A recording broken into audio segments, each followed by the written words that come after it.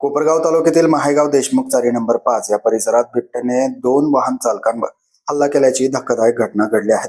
या हल्ल्यात पांडुरंग भगवंत पानगावाने वय वर्ष 60 आणि सोमनाथ दिघे वय वर्ष 55 हे दोघेही जखमी झाले आहेत। दरम्यान दोघेही वेगवेगळ्या मोटरसायकलवरून जात असताना अचानक बिबट्याने प्रथम पांडुरंग गव्हाणे यांच्यावर हल्ला केला। विशेष म्हणजे सुमारे 5 मिनिटांनंतरच त्याच ठिकाणी दुसऱ्या मोटरसायकलवरून जाणाऱ्या सोमनाथ दिघे यांच्यावरही बिबट्याने हल्ला केला। त्यामुळे परिसरात भीतीचं वातावरण निर्माण झालं आहे। या हल्ल्यात दोघेही गंभीर जखमी झाले असून त्यांना तातडीने कोपरगाव येथील ग्रामीण रुग्णालयात दाखल करण्यात आलं आहे। सध्या दोघांवर उपचार सुरू असून त्यांची प्रकृती डॉक्टरांच्या देखरेखीखाली आहे। घटनेची माहिती मिळताच कोपरगाव तालुक्याचे आमदार आशुतोष काळे यांनी ग्रामीण रुग्णालयात भेट देऊन जखमी रुग्णांची विचारपूस केली। तसेच प्रशासनाला आवश्यक त्या उपाययोजना करण्याच्या सूचना दिल्या। दरम्यान एकाच ठिकाणी सलग 2 हल्ले झाल्याने माहेगाव देशमुख परिसरात भीतीचं वातावरण पसरलं असून वन विभागाने तातडीने बिबट्याचा बंदोबस्त करावा अशी जोरदार मागणी ग्रामस्थांकडून केली जात आहे।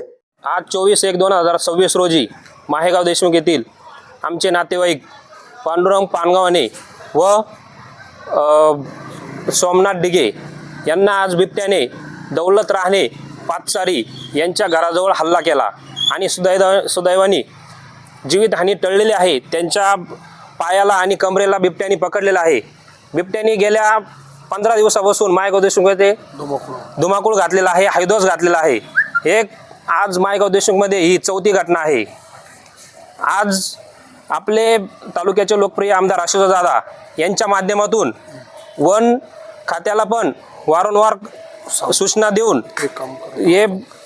देऊन त्यांनी एक मोठ्या प्रमाणात सहकार्य करून 7 ते 8 पिंजरे तिथे लावलेले आहे।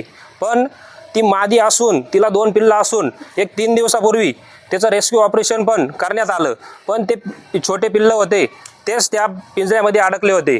त्यानंतर ते पिल्लं सोडण्यात आले, कारण मादी ही ॲग्रेसिव्ह होऊन परत हल्ला करल त्या माध्यमातून ते पिल्लांना सोडण्यात आलं होतं।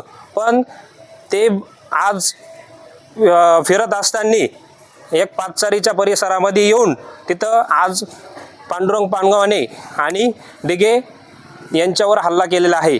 तरी वरिष्ठ जे अधिकारी असतील त्यांना आमची विनंती आहे, तुम्ही काम तुमचं खूप चांगलं आहे, बिबटे खूप झालेले आहे, पण एक विनंती आहे, लवकरात लवकर या मादीचा शोध घेऊन तिला रेस्क्यू करून एक जंगलामध्ये कुठेतरी सोडण्यात यावं, कारण पुढच्या घटना टळतील हीच आमची माहेगाव देशमुख ग्रामस्थांच्या वतीने सरपंच असतील, उपसरपंच असतील, सदस्य असतील आणि ग्रामपंचायत कर्मचारी असतील व पूर्ण माहेगाव देशमुख ग्रामस्थ असतील यांच्या वतीने एक प्रशासनाला विनंती आहे। माझं गाव चॅनलसाठी स्वप्नील कोपरे, कोपरगाव।